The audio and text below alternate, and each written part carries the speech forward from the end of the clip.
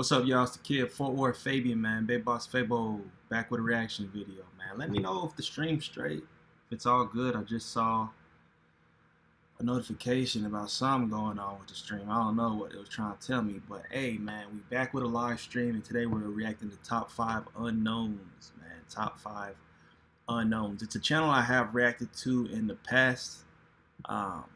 So definitely like, comment, subscribe, hit the notification bell, follow me on Instagram, Twitter, FortWorthFabian. Keep in mind, man, when we join live streams, always hit that like button, subscribe to the channel if you haven't already. In addition to that, super chat is open, man. Donations are open on the channel. Feel free to donate to the channel. With that being said, I'm gonna give it a few seconds as people try to come into the live stream, but we're gonna go ahead and get started in a minute. Give me 1 second.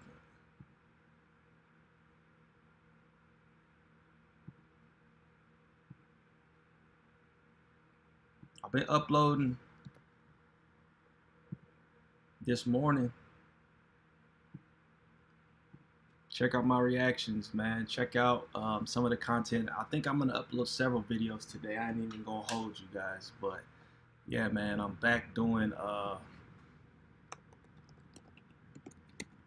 multiple reactions, so to speak.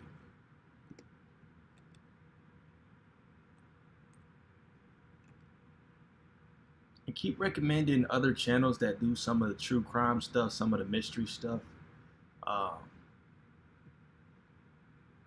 You know, if you guys are fans of this content, I know not everybody on my channel is fans of this content right here. But without further ado, man, let's hop into this reaction for top 5 unknowns. Man, the first video we're gonna hop into is actually 5 urban legend videos believed to be true, man.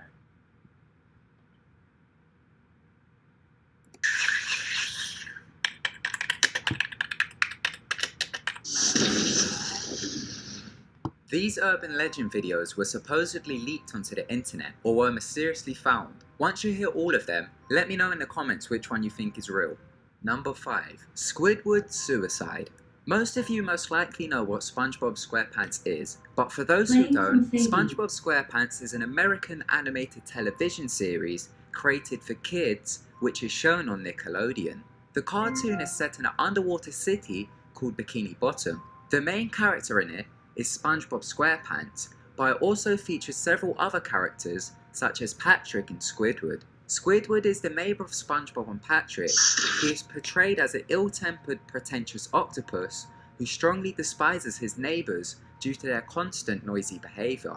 Now for the suicide part. The story goes that an intern started working at the Nickelodeon studios in early 2005. He worked directly with the animators and editors, so got to see episodes early before they were released. One day, he was called into the editing room to do some work. In the room, there were 2 other interns, the lead animator and the sound editors. They received a copy of what was supposed to be titled. Be sure to hit that like button, man. Look like we got a lot of ads in this video, man. Fear of a Krabby Patty, but it was titled Squidward Suicide.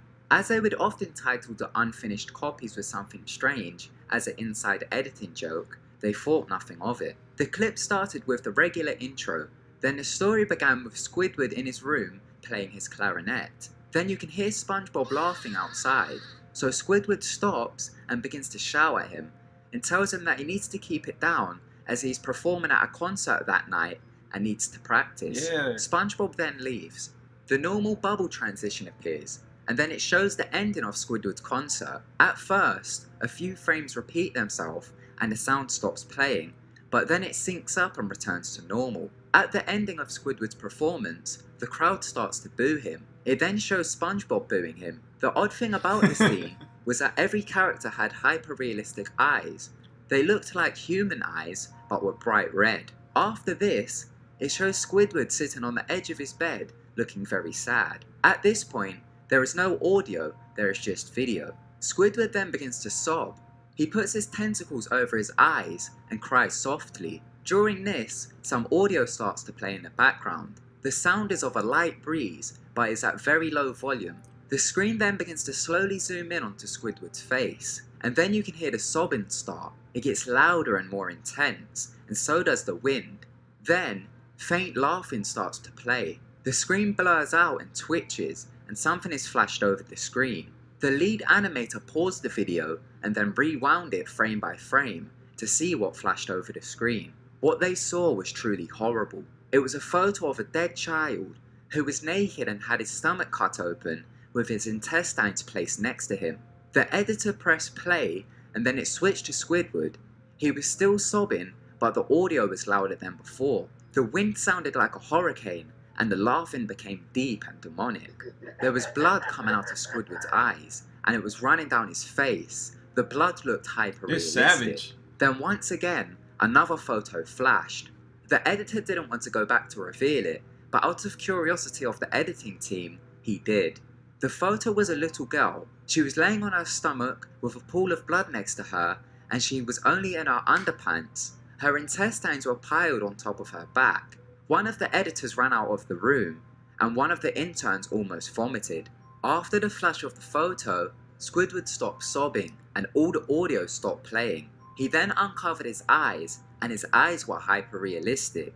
They were bleeding, bloodshot, and pulsating. He just stared at the screen. Then once again, the sobbing started, but he didn't cover his eyes. Once again, another photo appeared. This was of the boy in the first photo, but this time, it showed a hand ripping the boy's intestines out. There were 5 different photos of the boy, each one with different things happening to him. Although the sound editors insisted that they stop the video, they continued to play it. It showed Squidward with a shotgun in his hand, then a deep voice said, "Do it." Then he places the shotgun in his mouth and blows his brains out. The last 5 seconds of the episode showed another picture of the boy, then the episode ends. It's believed that the tape was traced back to a Scottish animator called Andrew Skinner. It's believed he made the tape and then sent it to the studios in late 2004. It's believed he was then later arrested for 9 counts of murder, including 2 children. So y'all telling me this dude did all the murders? So he's a videographer, an animator, and he did murders, and he placed like subliminals within episodes of SpongeBob? That's crazy, bro. That's crazy. I forgot what the official term for that is, but like when you place like a subliminal message within context of something, like it, like the individual incoherently, you know what I mean, processes that without, because you know it's a flash. This is too much, man. This is a bit too much.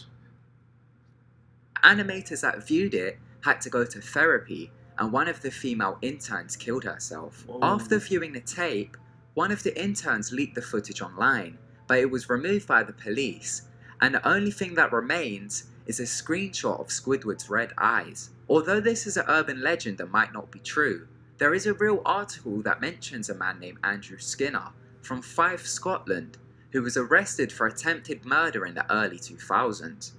Number 4. Ceremonies birth. This urban legend started in 2009. This is how the story goes. In 2009, an amateur artist who was studying in the UK uploaded a video onto YouTube. After a short time on YouTube, it was removed due to YouTube's community guidelines. The video starts with a scene of a foggy meadow and a white figure is lying on the ground. The camera then zooms into it and reveals an ill-looking albino deer lying on the ground. The camera then zooms into the deer's eye. After this, the camera pans to a mirror which shows the animal's reflection.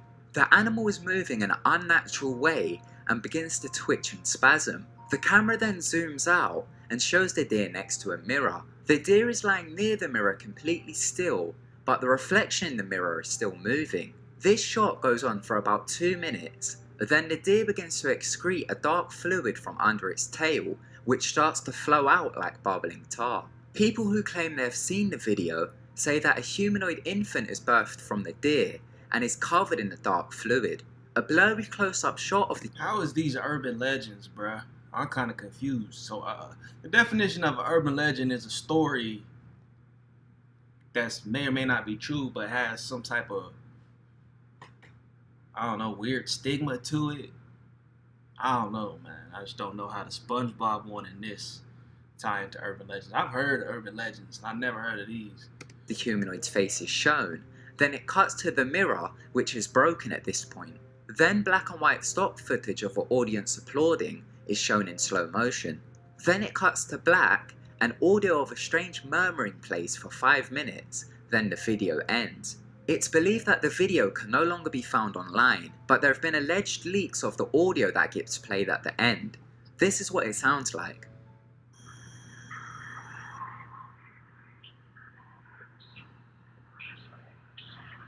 Never.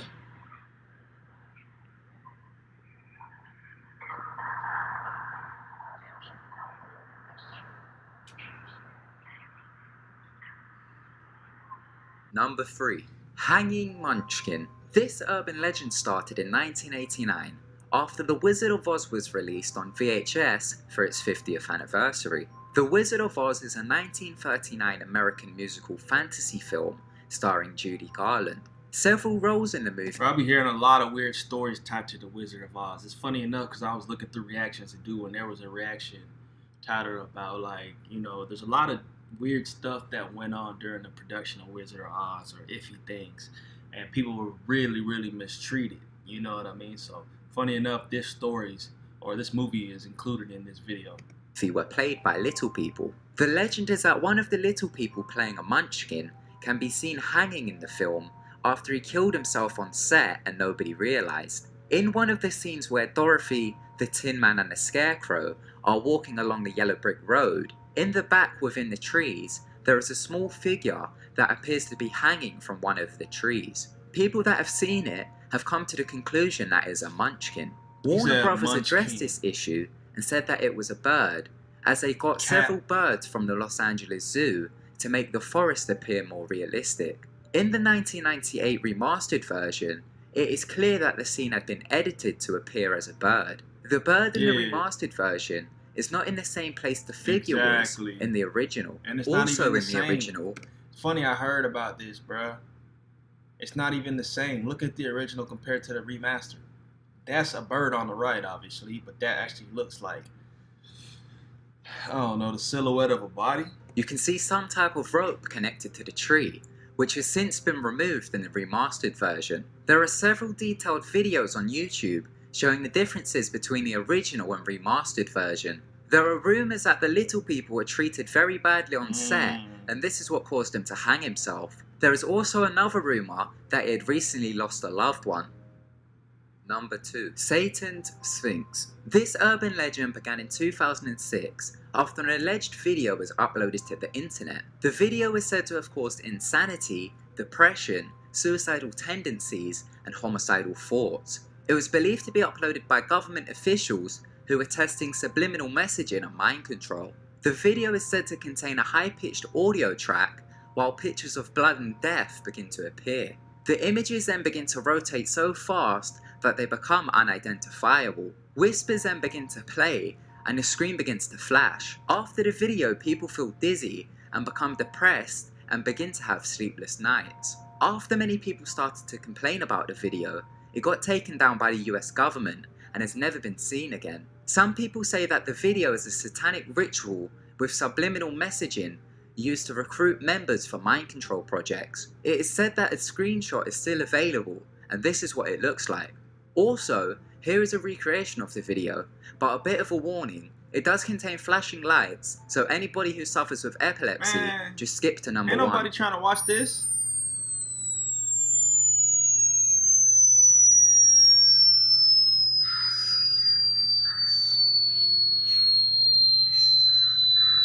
This urban legend, the Grifter. This urban legend began to circulate on the internet in 2009. It's believed that it is a horrifying video that shows images of people being tortured and killed. Viewers of the movie complain that they experienced nausea, night terrors, depression, and some even committed suicide. The video supposedly shows sacrifices of small babies and images of satanic rituals. Nah, man. People have tried to make copies of the film, but failed. It's believed that the movie was made in the 1930s and starts off by showing a collection of strange pictures and sounds. Then the words, "Your race is the one that is dying," appears while a picture of a plant rotting is seen. It then goes on to display close-up footage of corpses and people who are possessed. People that claim they have seen it describe it as the most disturbing video on the internet, but many people believe that the tapes that are out there today are all hoaxes and that it is just an urban legend. Thank you so much for watching. If you enjoyed the video, be sure to give... I'm not into all that demonic, satanic ritual stuff, bro, so I had to skip through that, man. That's just overboard. But we do got another video coming up next, man. We do got 5 creepy killer admittance videos that will give you chills, man. This is a minute since I've done top 5 unknown. But it seems like a lot of the guys from the UK are like these horror or mystery or true crime narrators, man. So yeah, let's hop into this one.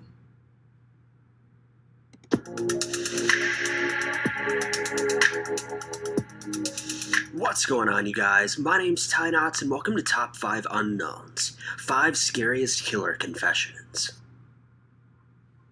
Man, we got 5 people in the live stream. Hit the like button. Subscribe to the channel if you haven't already subscribed. Number 5.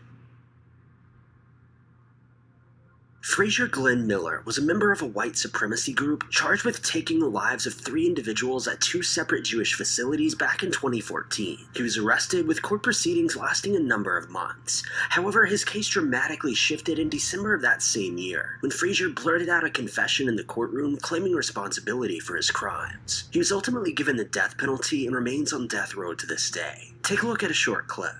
Mr. Fraser does understand the nature of the proceedings and is capable of assisting counsel in his defense. So we will move forward at this point. 74-year-old Fraser Glenn Cross was quiet during this part of the hearing, but then the judge set a preliminary hearing date for March, and the outbursts began. What about my speedy trial? Cross is accused in the April attacks at the Jewish Community Center and at Village Shalom Retirement Community. 3 people were shot to death: Dr. William Corcoran, his grandson Reed Underwood, and Terry Lamano, who was visiting her mother at the retirement center. Cross is an avowed white supremacist, and at one point he was the leader of the Ku Klux Klan in North Carolina. Heck no. As he was wheeled out of court today, he confessed to the shootings and said his reason was hate. I attacked the Jewish center of Jews against genocide against white people. I have a right. Jesus would do what I did.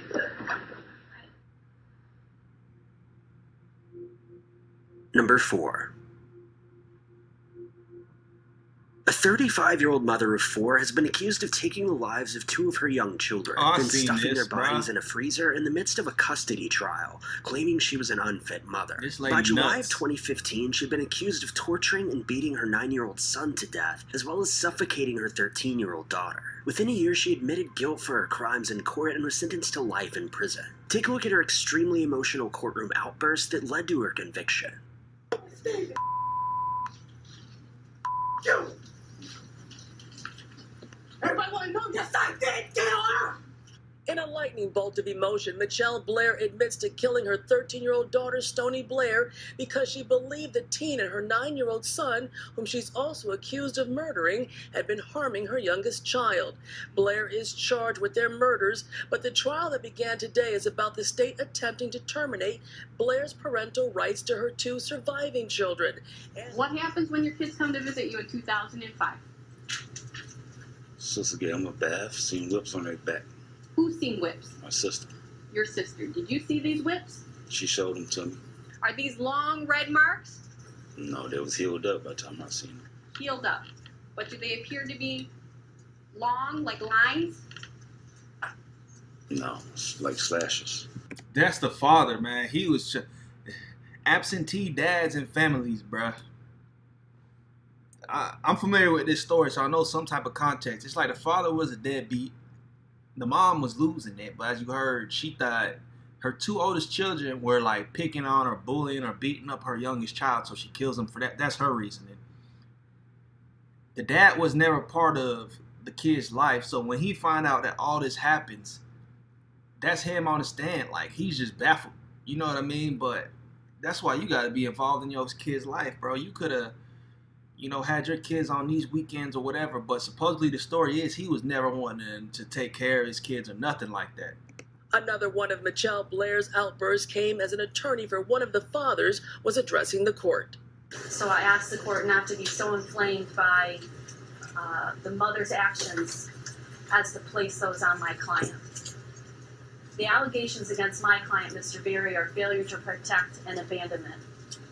And never being there for his kids. Mother, She was always on sex stuff, Mother, right? Mother, listen to me. I had to beg you to come see me. For real? Mother, listen to No me. matter how much you lie or how your lawyers lie. You done, Mother? Listen to me. This is a civil case. It's not a criminal case. We can and we will do it without you. I never We tried to will say I do it didn't. I without did you. it, but that does not negate the fact that they were never there for their children. I had to struggle with them all the time. They were never there. You get Stephen, your you chance. know we had to beg you. Me, Stephen, all of us used to cry for you. You're not going to be able to I'm stay, good. Mother. Come here. You're ruined.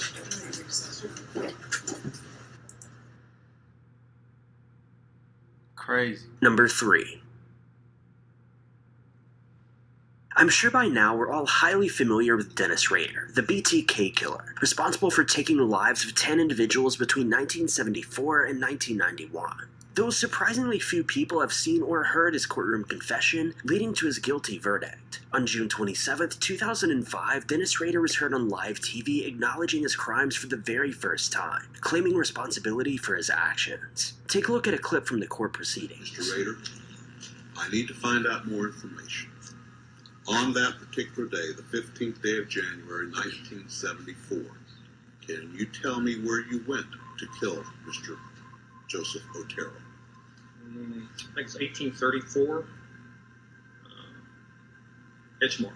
A BTK killer. I've heard of homie, but I don't know the details about him. Let me know if y'all know.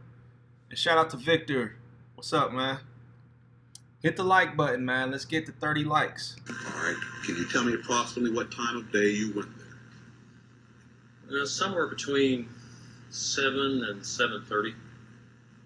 This particular location, did you know these people? No, that's no, that was part of my, I guess my what you call fantasy. These people were selected. All right. So you Okay. you were engaged in some kind of fantasy during this period of time? Yes, sir. All right. Now, when you use the Oh, term you's a weirdo. fantasy, is this something you were doing for your personal pleasure? Sexual fantasy, sir. I see. So you went to... And let me know if the sound good. Like I said, man, my hearing's off right now. I said in a previous video, I caught swimmer's ear. And in my left ear, I can barely hear anything, man.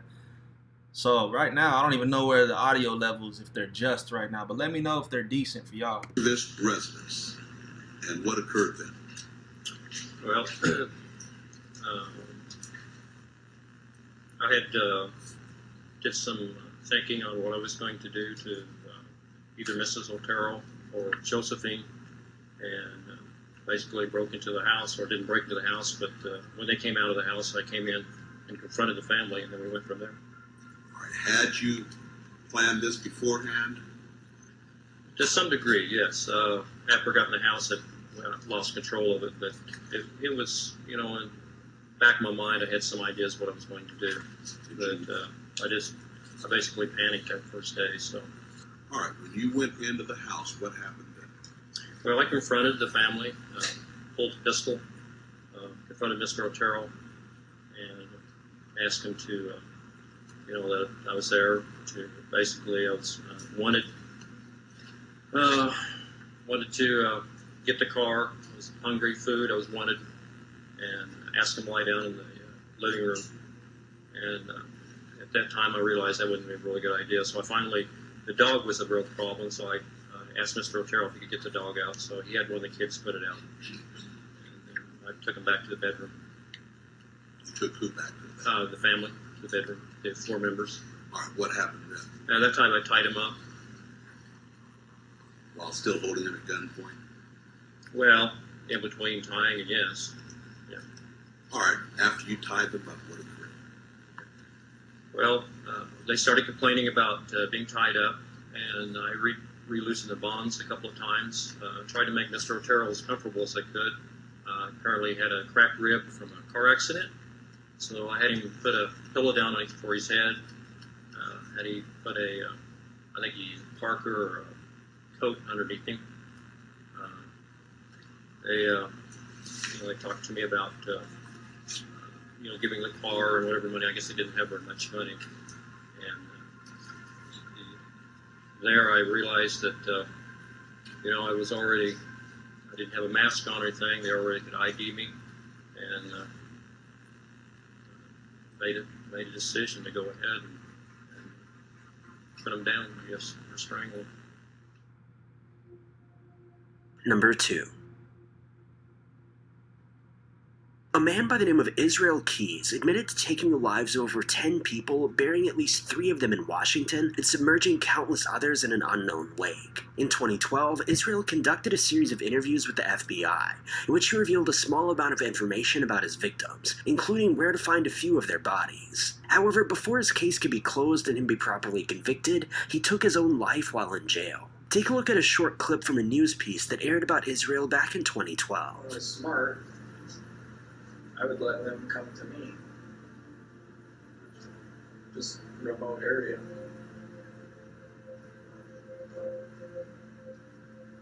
Come go to a remote area that's not anywhere near where you live, that the other people go to as well. The police interrogation is in Anchorage, Alaska, where Keys was being held for the murder of 18-year-old barista Samantha Koenig, seen here putting her hands up the very moment a masked Keys pulls a gun on her. He zip ties her hands and leads her away from the coffee stand, telling police he killed her, then left to take a cruise out of New Orleans before asking her family for ransom.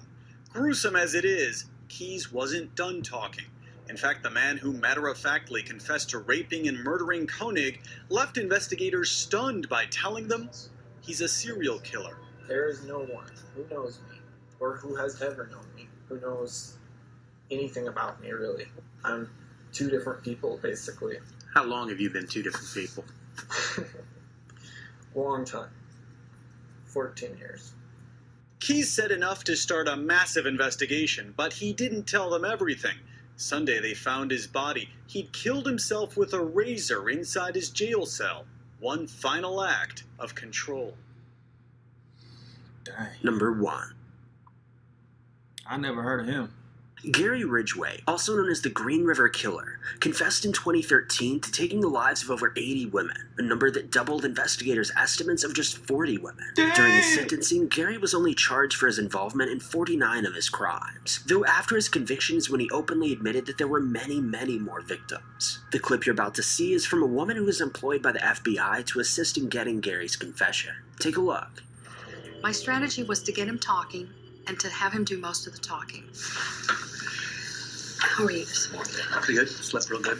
A little toss and turning, but pretty good. Good. I'm glad to hear that.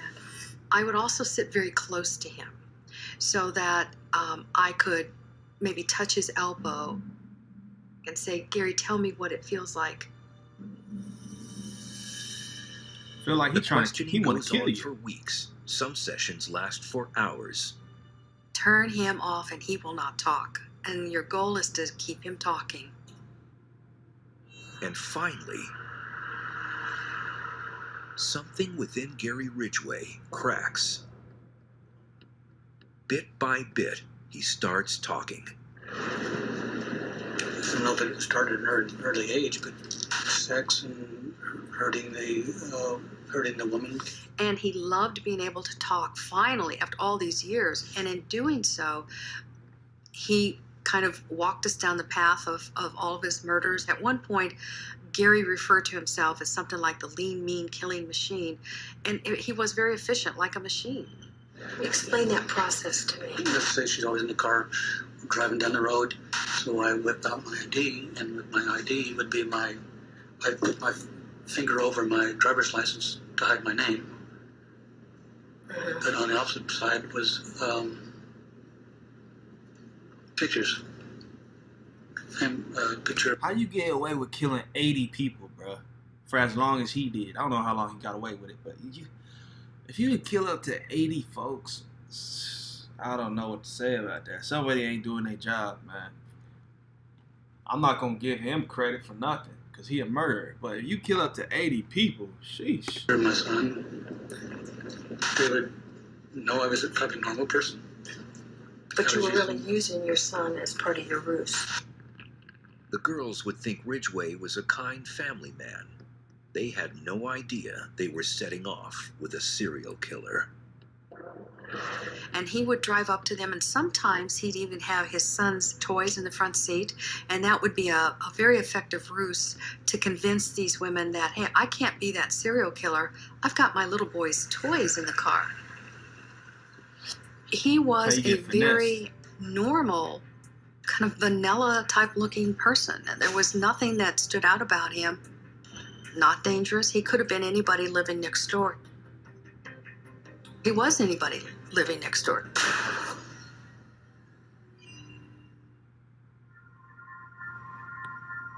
Thank you guys so much for... Alright, y'all, that's 5 creepy killer admittance videos that'll give you chills. None of them really gave me chills, but they're a bunch of weird folks, I'll tell you that, man. So up next, we got 5 most haunted schools in the USA, bruh. So yeah, man, let's hop right into this one. This is top 5 unknowns. If you new to the channel, man, be sure to like, comment, subscribe to the channel if you haven't subscribed. What you watching my videos for if you ain't subscribed, man? I'm just playing. With that being said, much love to everybody. Be sure to hit that like button as you join the live stream.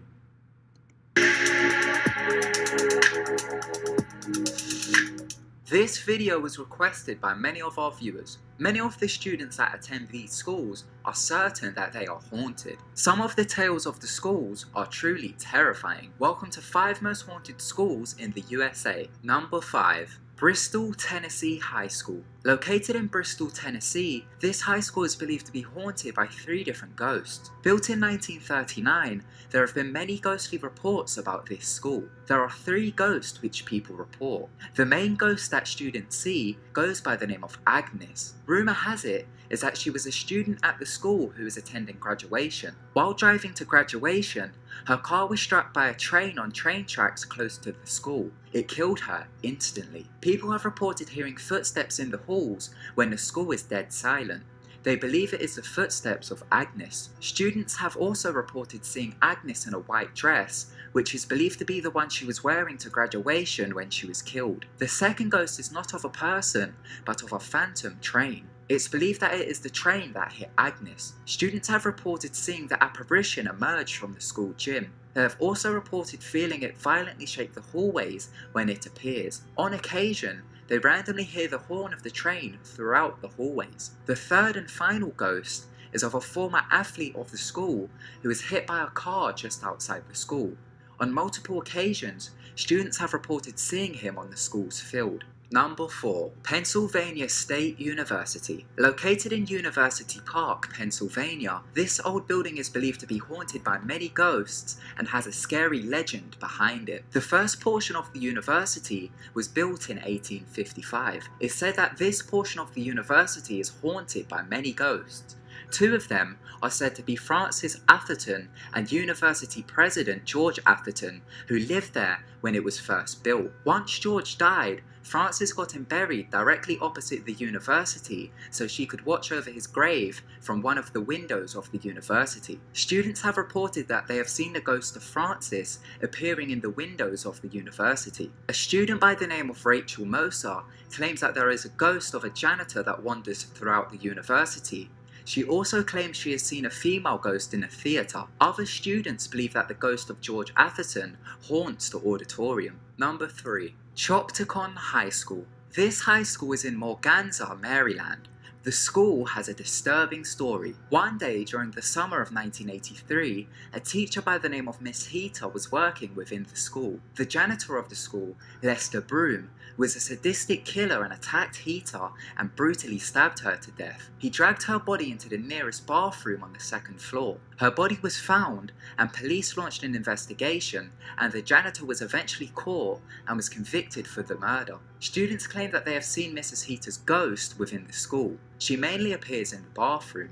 Students have said that they have seen her appear behind them when looking in the mirror in the bathroom. Others say that they have heard footsteps in the hallway and have felt cold rushes of air go past them. Others have heard high heels go through the hallways. Students that were unaware of this story said that they had a sense of uneasiness while walking throughout the school, and now that they have learned of the story, it has made them very fearful. Number 2. University of Illinois. This university is located in Urbana, Illinois. A story surrounds the university, and this is how it goes. After a night of drinking, a sister of a sorority returned to her room late at night. As she was making her way up the stairs to get to her floor, she became aware that she was being watched by something at the top of the stairs. As she got closer, she inspected the figure and noticed that it was a man wearing a grey uniform but had no face. She quickly ran and told her friends, who informed campus security. The building was searched, but nobody was found. Ever since this encounter, the man has been seen all around the university. Sometime during the early 2000s, in Crampton Hall of the university, a student was found hung in his closet, and the police determined that the student had been a victim of foul play, but the murderer was never caught. Then, in 2007, a student was again found in a closet hanging, but this time he was alive. He was hanging naked and upside down. He was terrified and claimed a man in a grey suit had stuffed him in there. Other students have reported that they have been awoken in the middle of the night by a man in grey who would then disappear into their closet. Number 1. Ohio University. Located in Athens. Don't go to U of I. Pretty sure that's University of Illinois. But who would have thought, man, you graduate from high school, man, you know what I'm saying, you going to college, you can't wait to get away from home, man, you got your dorm set up, you got your roommate, and then there's some type of entity bothering you, some ghost messing with you. I'm out.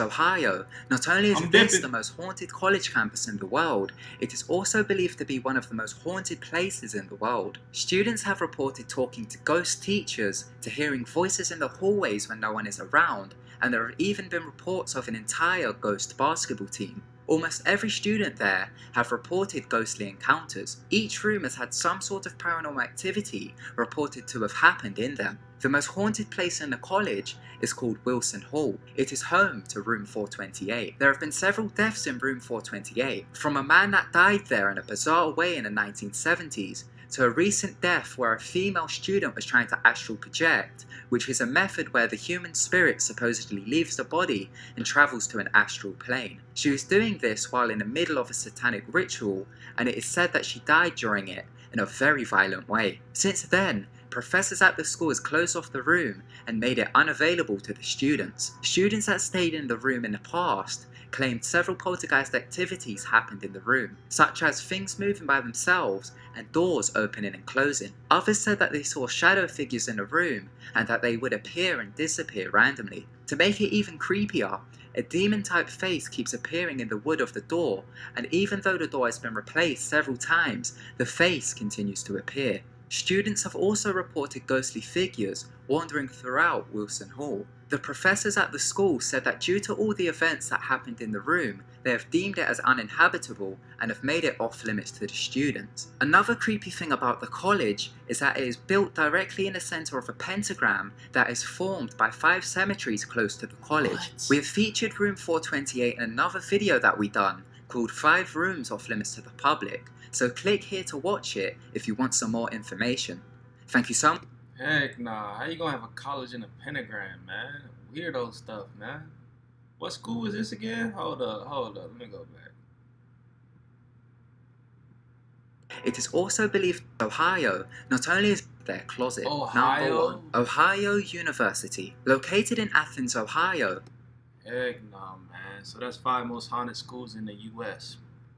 I ain't attending, or I don't plan on sending my kids anywhere near them schools. But yeah, man, we're wrapping up the live stream, man. We got one last video to watch with everybody. We're reacting to 5 scariest and secret ceremonies caught on tape, man. So if you join the live stream, man, hit the like button. This is a 16-minute video, fairly long, but let's hop right into it.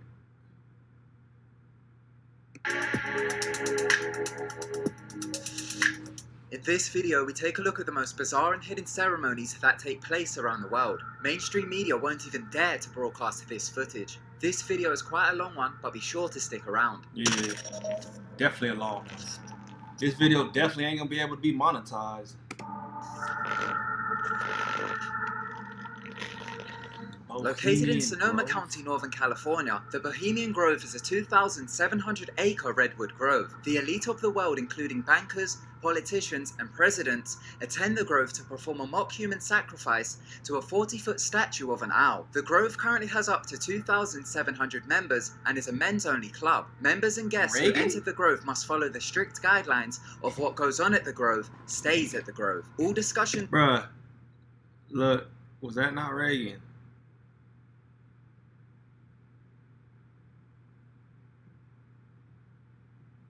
Members and guests who enter the Grove to a 40-foot statue of an owl. The Grove currently has up to 2,700 members and is a men's-only club. Members and guests who enter the Grove must follow the strict guidelines of what goes on at the Grove stays at the Grove. All discussions within the Grove, what happens in Vegas stays in Vegas. Personal, must stay confidential. The Grove is not just simply a high-profile camping spot.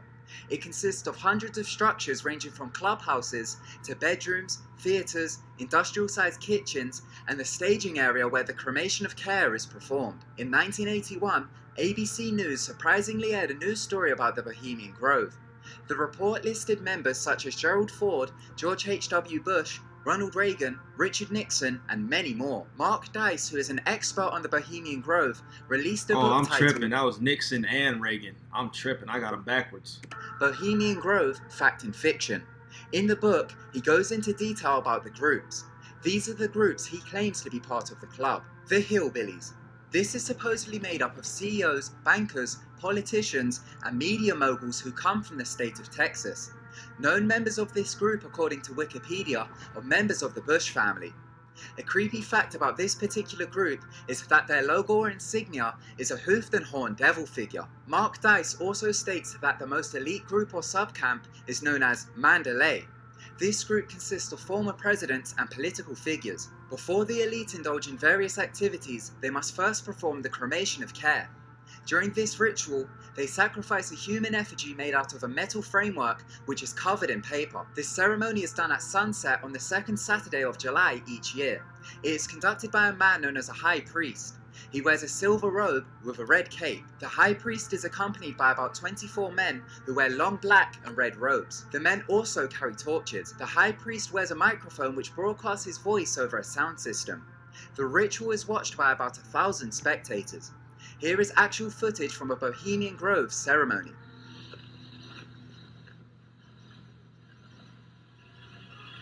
Where do they get this footage from, man?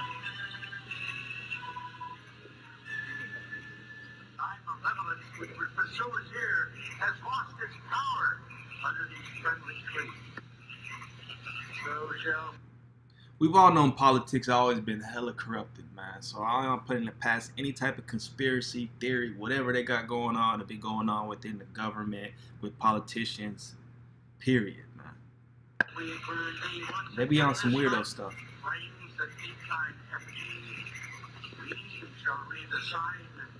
Midsummer sets us free. You find me once again.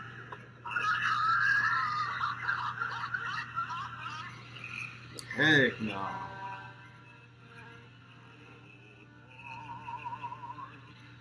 Bruh.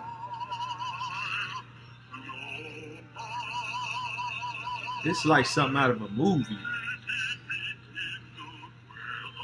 Don't even look real. They sacrificed the human effigy to a 40-foot concrete owl statue. The owl is the Grove's mascot. The owl is known as the Owl of Minerva. It represents the goddess of wisdom. Many conspiracy theorists believe the owl represents Molech. This is an ancient god from the Middle East in which Canaanite culture would sacrifice their children to. The effigy they sacrifice is known as care. They burn it and sacrifice it to the owl so that they can become carefree while at the Grove and partake in various activities. This footage was captured by radio show host, documentary filmmaker, and writer Alex Jones after he successfully infiltrated into the Bohemian Grove in 2000. Since then, the security in and around the Grove has increased. Police dogs and thermal cameras are now used to make sure future infiltrations do not occur. According to Mark Dice and his research, not only is it male prostitution that occurs, so does female. In his book, he states that as it's a men's-only club, the members go to a close-by Northwood Lodge and Resort to have sex with the female prostitutes. In 1989, a man by the name of Philip West infiltrated the Grove and claimed that the recent outbreak of AIDS had affected the homosexual activities going on at the Grove. In 2004, the New York Post claimed a male porn star by the name of Chad Savage was employed at the Grove. This was actually true, but officials claimed he was only working there as a valet. Conspiracy theorists believe this was a cover story. President Richard Nixon actually commented on the homosexual ongoings at the Grove. This is what he had to say about it. The upper class in San Francisco is that way. The Bohemian Grove that I attend, one time at a time, the Easterners and the others have come there. But it is the most faggot goddamn thing you will ever imagine in San Francisco crowd because it's just terrible. I never want to shake hands with anybody in San Francisco. The Grove's employees claim it is simply a holiday retreat for the elite. It is also Watch said to your be a mouth. place where the elite can discuss socio-economic policy issues. Almost every president claims the discussion of their upcoming presidency started at the Grove. Whenever politicians are confronted about the Grove... Oh man, so y'all telling me Obama went to the Grove? Heck nah. I don't think he would do something like that, bro. Yeah, that's some weirdo stuff, man. So many conspiracy theories out there, bro.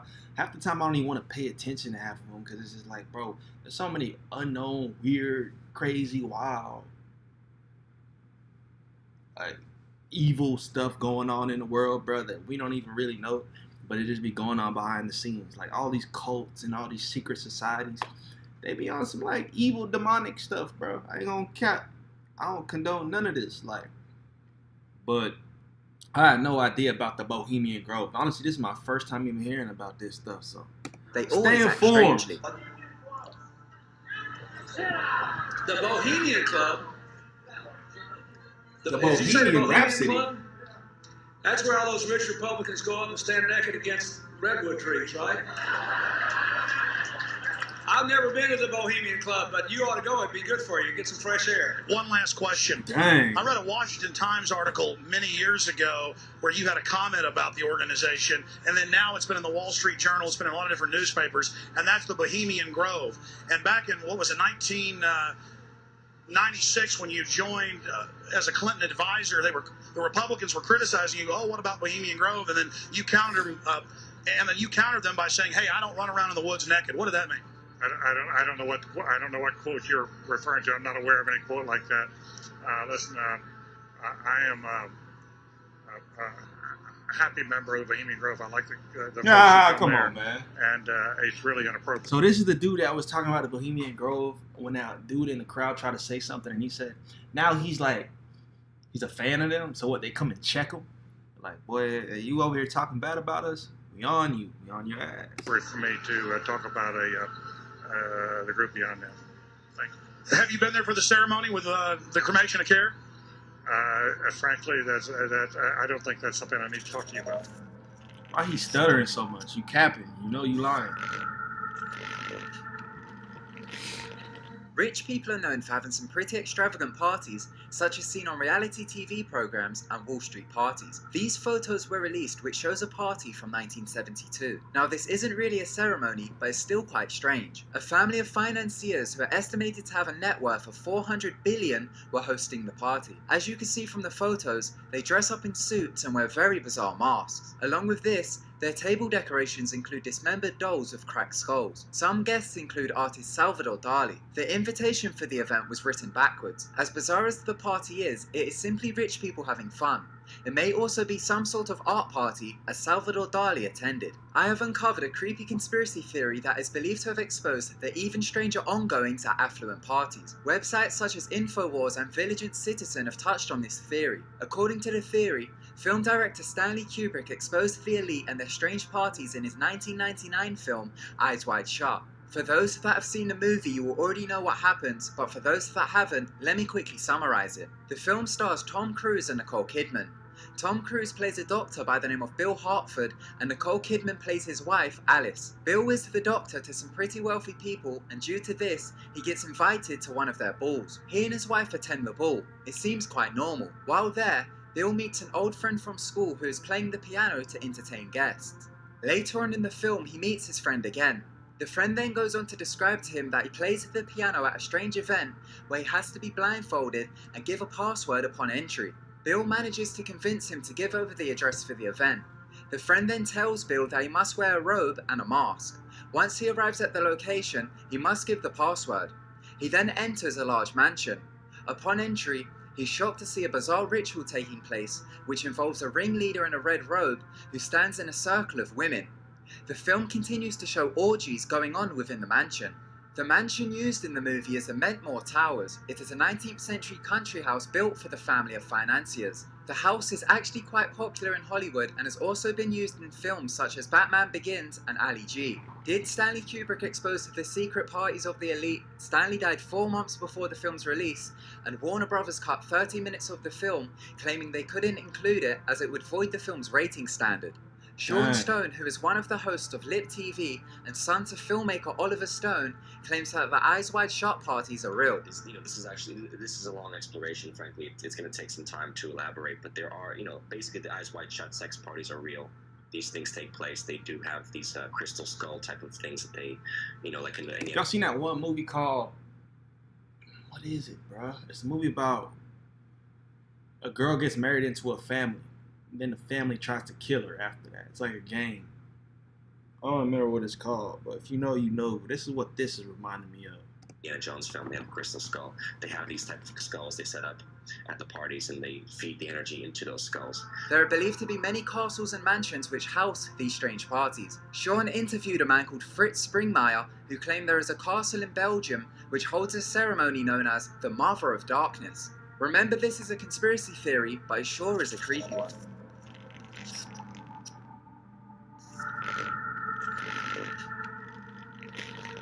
Freemasonry has been around since medieval times and actually stemmed from a fraternity of stonemasons. Almost all of the founding fathers of America were Freemasons, and almost every president up until Abraham Lincoln were controlled by Masons. Over the past 300 years, Freemasons have had a considerable amount of power over politics, the economy, and social aspects of life. In the 1960s, the Freemasons had over 5 million members, but as of today, it seems to be dying out. This is because the Freemasons do not recruit. In order to become one, you must apply. Nowadays, there are just over 1 million members. The members must be men who are over 18 years old and who must worship a supreme being the Masons refer to as the Great Architect of the Universe. In order to gain access, the applicant must get the blessings of 2 members from a Masonic lodge. The highest rank a Mason can reach is the 33rd degree. A highly ranked Masonic member known as Albert Pike is said to have helped form the Ku Klux Klan. Conspiracy theorists believe the Freemasons hold ancient secrets passed down by the Knights Templar, which was also a secret society. Local Masonic lodges seem to be harmless and are actually known to partake in charity work and help out their fellow members. Local Masonic lodges are mainly men's club with some ceremonial events. However, some of the more secretive Mason brotherhoods seem to take a dark turn into Satanism. This video, which was secretly recorded in a Masonic lodge in Turkey, shows men being inducted. The instructor claims he is going to lead them into the dark zone. Firstly, the men are blindfolded and then must go on to take an oath of secrecy. After this, they go on to partake in what is known as the first journey. They then must take a different oath. The video then takes a dark turn and shows the members performing a satanic ceremony while dressed up in robes similar to the KKK. These are Satanists, bruh. How you gonna say you believe in the higher power, the architect of the universe, but you got satanic rituals going on? You Satanist. You believe in the devil, bro. I never knew what a Freemason really was. I just knew that they try to tie it in with what they call the Illuminati. I don't really know, bro. I don't take time to look into that. But I guess this is kind of giving me some context on Freemasons. But I need to Google them because I don't really know what that is. Okay. They drink blood from a goat which was sacrificed in the lodge. They then go on to say some prayers in Hebrew. What I've found while researching Freemasonry is that they seem to be quite harmless in smaller numbers and are simply men's clubs, but occasionally you can come across some that practice strange rituals. Yeah, they weirdos.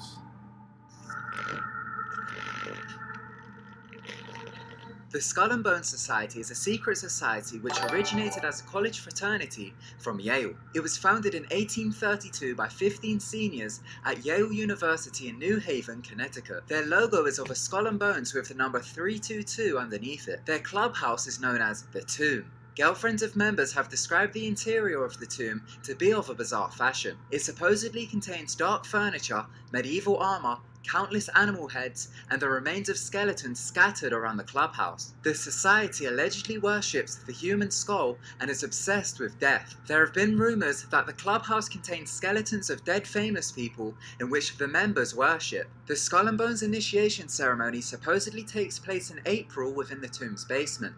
During the ceremony, the members allegedly dress up in robes, and one particular member is appointed to become the Little Devil and wears a mask that depicts a horned figure. A witness to one of the initiations claimed they perform a mock murder, and during it shout phrases such as "the devil equals death" and "death equals death." Here is footage from a Skull and Bones initiation.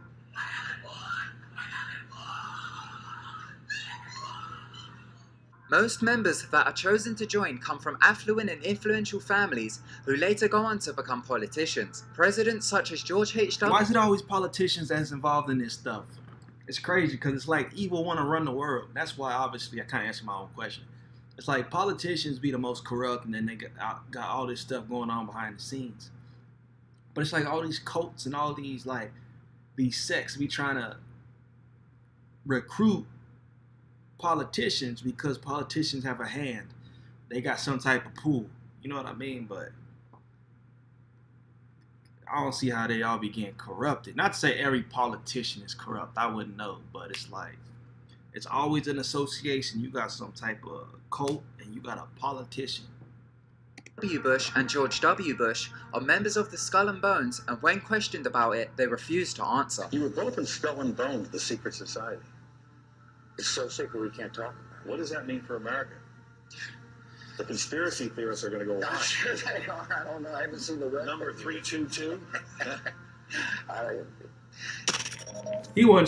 He's trying to keep it closed. I don't know nothing. When the police say something, I don't know nothing. He acts like he was getting interrogated. In the late 80s or 1990, the FBI was surveying a house in which they believed were being used for drug trafficking. It came to their attention after a member of the public reported strange ongoings happening at the house. Upon entry, the FBI came across a shocking scene. At first, they found several teenagers who seemed to be in a trance-like state. As they searched the house, they found 28 dead bodies and many body parts found within garbage bags. Along with this, if you haven't hit the like button, hit the like button. Which had a cup filled with blood placed in the middle. Former FBI Chief Ted Gunderson reported that these houses are set up by satanic members of the elite. Ted Gunderson had also warned the public that a secret satanic group runs within the US government, and had also claimed the shadow government was controlling the US government to lead the public into a new world order. Ted Gunderson's claims about Satanism turned out to be true. Up until about 2 years ago, I kept saying there's a loose-knit network operating in this country involving drugs, pornography, prostitution, corruption, etc., etc. From my research, I'm convinced it's much more serious than that. It's more than a loose-knit network. It is a conspiracy. By the way, this conspiracy involves pornography, drugs, corruption, involves organized child kidnapping rings, the Finders out of Washington, D.C., CIA cover, covert operation involved in the international trafficking of children, terrorism, bank accounts, and the word. And as for the cup of blood found placed in the middle of the altar, it's believed Satanists drink this after the ritual. It causes a physical reaction of the endomorphins in your body to just increase because of the terror and the pain. So when the Satanists drink the blood, they actually get like a chemical, a high, like a drug high from the blood of a tortured victim. As for the footage, there is a chance it could be fake. It was first released on the Faces of Death 4. This was the final real sequel to the Faces of Death franchise. The movie is claimed to be 40% real. People believe houses like these are allegedly used as stash houses for satanic rituals.